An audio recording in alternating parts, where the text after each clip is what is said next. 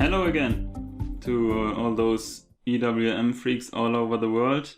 Welcome back to my YouTube channel. And you see that I found some time to create another video. My name is still Hendrik.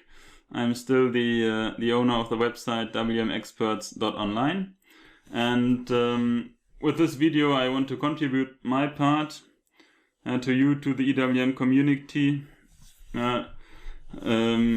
especially due to the fact that I appreciate what's happening in this community. There's so much content being created, being published, especially coming from India. People who are really putting a lot of work into a lot of time into helping others. So I want to contribute my part, and I want to start a new series of videos called Reveal SAP EWM. And with Reveal I'm talking about revealing secrets. And when I'm talking about secrets, I'm talking about answers to questions that came to my mind while setting up specific stuff in EWM, and where I couldn't find an answer in any of those books or in the online help or in the help included in the system itself. That does not necessarily mean that there is no answer. If you find something in one of the books for one of the topics that I'm tackling in this series of videos, please feel free to write it in the comments of the video or send me an email. There is a lot of potential that I have overseen something, that I make mistakes. So I'm pretty thankful if you notice it and let me know. Apart from this, I wish you happy learning in the next minutes and hand over to the content part. Okay folks, so as already mentioned, we now come to the point where we reveal one of the secrets of SAP EWM. So we come to the content part of the video, and this time it is about work center determination in the context of kit to stock. Kit to stock as such I will not explain. Just roughly we pick components with an outbound delivery order and move them to a work center where we do the actual kitting process and then do the put away of the final kits. So before kit to stock process we have components in stock, and after the kit to stock process we have kits in stock. And usually this is based on a production order, but can also be based on a VAS order purely in EWM. I won't dig into detail here. We will concentrate on the work center determination. And here I could not find any information in the already mentioned literature, so I jumped into the coding and revealed the secret here, and I would like to share it with you today. So the video as such is divided into three parts. At first we check actually where the coding is sitting, then we quickly discuss where it's gonna be used, and then we go into detail in terms of logic. How does EWM standard work here? So where is the coding? The class we are dealing with is class VAS model, and the main method where everything is happening is the method determine work center. You don't need to make notes now for the technical details. I will put a link in the video description from where you can download a PDF or where you can find the video as a blog. I've not done this so far, but I'm going to do this, and then you can download the data from there. Again, the class that I just mentioned, and here you see the method, and here you also see that a lot of other interesting stuff is happening as part of this class. For example, the creation of the VAS order itself.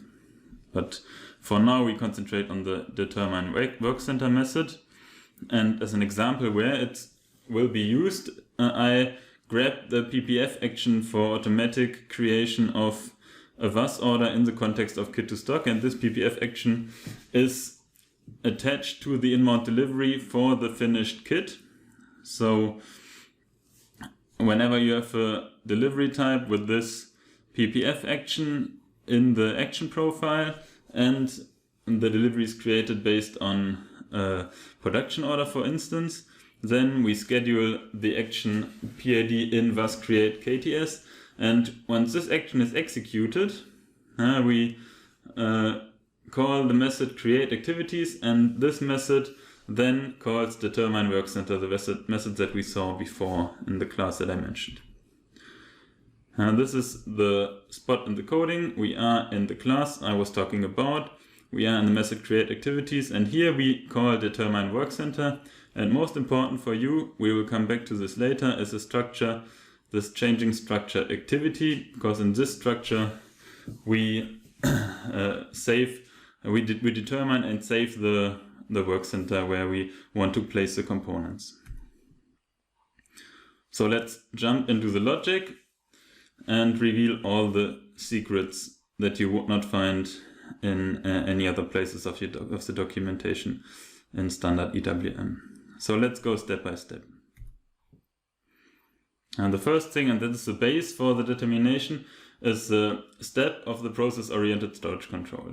Now, when you want to do kit to stock, you need to have a storage process. You need to determine the storage process based on the warehouse process type in the delivery item, and the process step should then be known at the point in time when the PPF action is executed.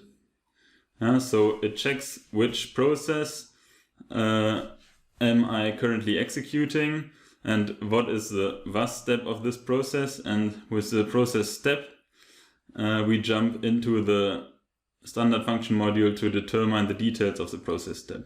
You could also hand over storage type and HU type group here, a source storage type, but as this is part of the key as a standard function module, but it's not mandatory, and we access here mainly based on the process step, of course based on the warehouse number, and the details that we receive is the destination of the process step, so the destination type, section, bin, and process type.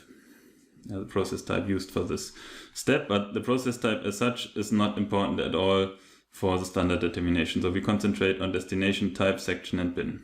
Keep in mind, at the beginning of the work center determination, we make sure that we get bin, section, and type from the POSC step. Second step, we take the destination type and the bin only. We ignore the section for now.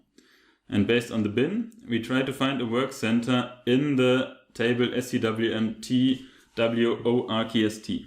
And that is in EWM the table where application data, master data, let's say master data, plus customizing data of the work center are being stored.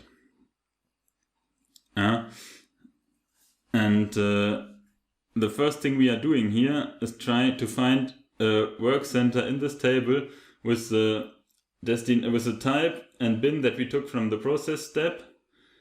And if we do not find anything here, we only access with the bin.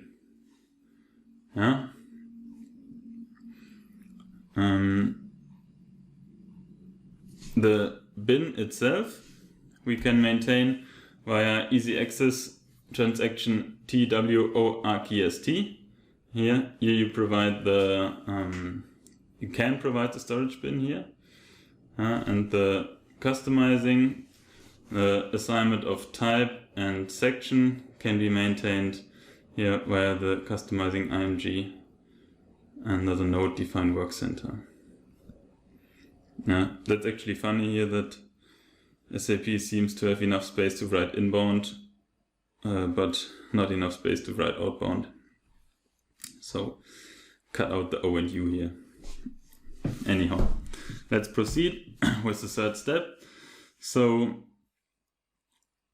when we cannot find a work center based on the combination of type and bin, or based on the bin only, then we check what is the storage section of the bin. So here read single function module, we hand over the warehouse number and the bin, and we receive all data related to this bin in the LAGP structure, and from there we already get the section of the bin, and here we read again the work center table that I just mentioned, and at first we try to find a work center with the type from the bin that we got from the POSC step, and with the section from the bin of the POSC step. Now we could actually we determined this before already, because if the POSC step has a section and the type, we actually would not have to determine it here again, but the read by bin function module does not allow to hand over. So this is a standard function module used at other places, so seems it was designed like this. Anyhow, we just redetermine the section and then at first find a work center with this section of the bin as an inbound section. I remember here we have inbound and outbound section assigned to the work center, but the bin itself only returns one section. Yeah, every storage bin can only have one section. So first we try to find based on the inbound section, and then we try to find based on the outbound section. Yeah. Okay, so it might happen that the POSC step does not even have a bin at all. Yeah, you can create the step with the destination type and section, for instance, only, and without any bin. And if you do this, then even this will not deliver any result. Yeah, so we will return from the read by bin function module without any work center. Yeah, I make a comment here, no bin given in the POSC step. Then we try with the POSC section only. So next function module standard calls is workstation read by section. And here you see that we export the type and the section that we got from the POSC step.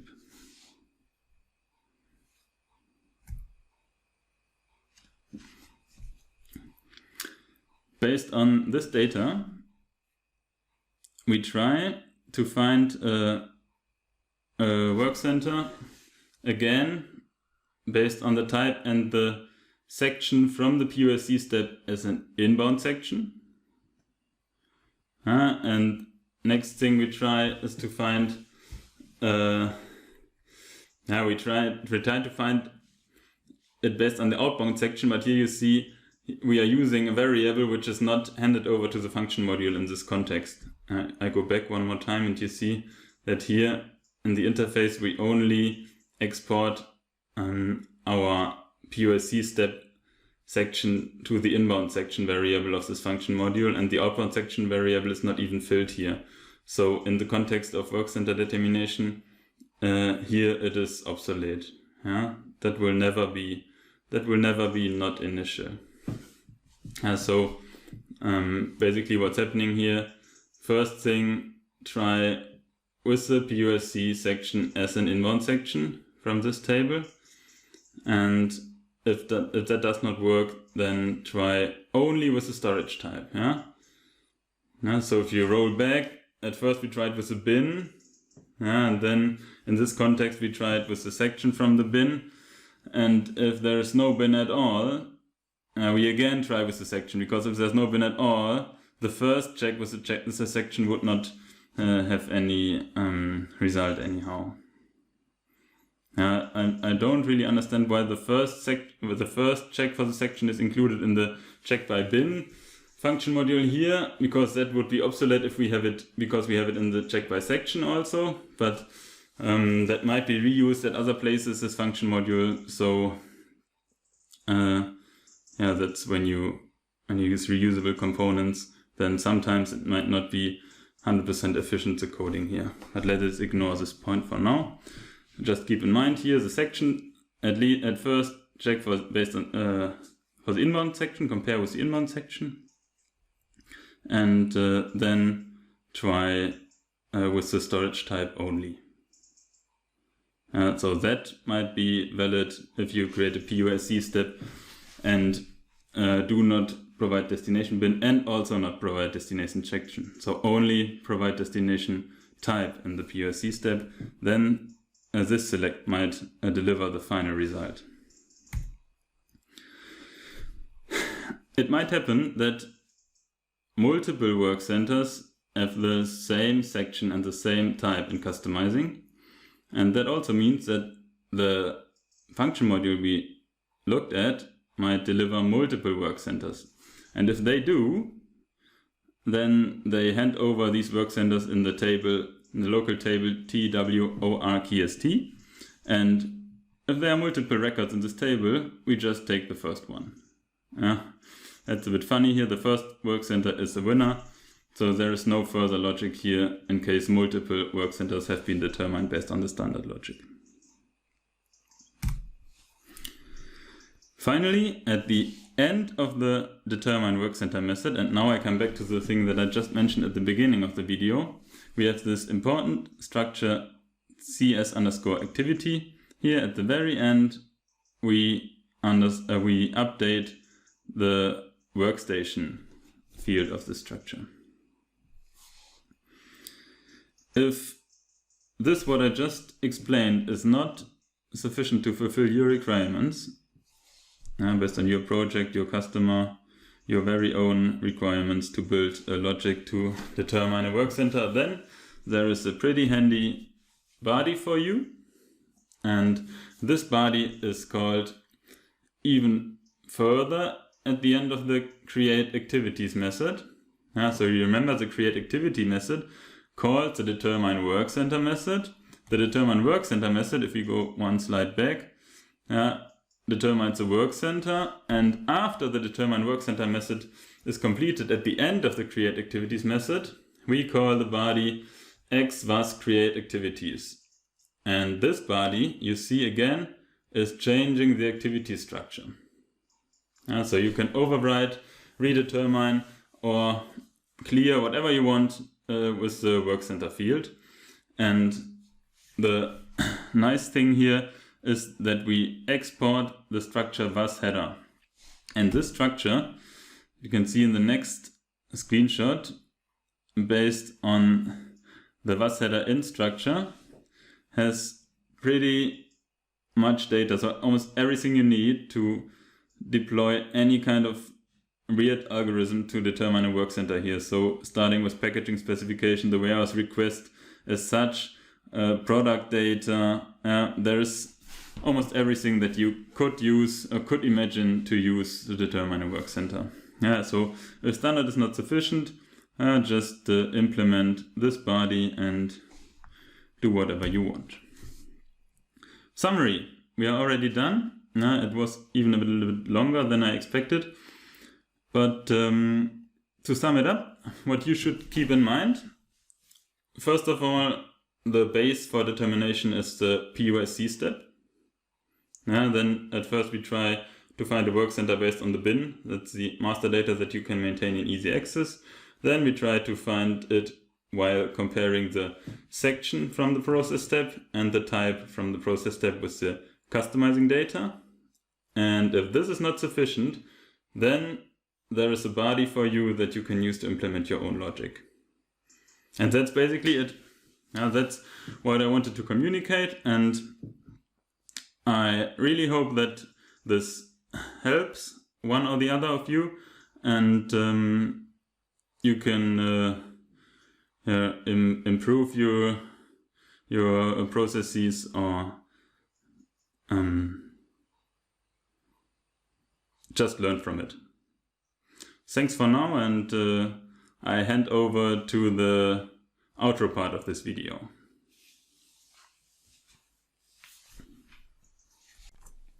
Hey there! Some of you might remember this voice from our earlier videos. If so, thanks for sticking around with us throughout the years. I am jumping in today to leave you with 3 quick pointers before you go.